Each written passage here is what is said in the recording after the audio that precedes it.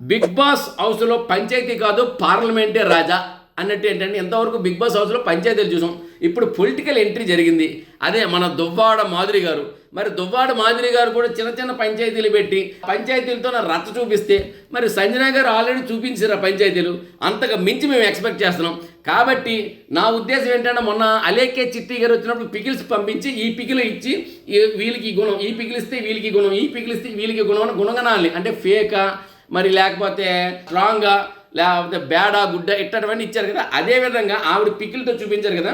మరి మాధురి గారు వచ్చారు కాబట్టి పొలిటికల్ ఫ్లేవర్ ఉండాలని కోరుకుంటున్నాం. అంటే ఏంటంటే వీళ్ళందరినీ పొలిటికల్ గేమ్ ఆడించి ఒక పొలిటికల్గా అంటే ఒక ఎమ్మెల్యే లాగా, ఒక ఎంపీ లాగా, ఒక చట్టసభ లాగా, ఒక రాజ్యసభ లాగా, ఒక అసెంబ్లీ లాగా ఇట్లా చట్టసభల్లోని అలాంటివి ఏమైనా మనం మార్చ్ డ్రిల్ లేదు అంటారు కదా, అలాంటివి ఏదో చేస్తే బాగుంటుందని నా ఒపీనియన్. మరి పొలిటికల్గా ఆ ఫ్లేవర్ చూడాలి. అప్పుడు పొలిటికల్గా మాధురి గారు ఎంత దృఢంగా ఉంటారో అనేది కూడాను, ఎంత ఫైర్ బ్రాండ్ అవుతారో అనే కానీ మనం చూడగలమని నేను అనుకుంటున్నాను.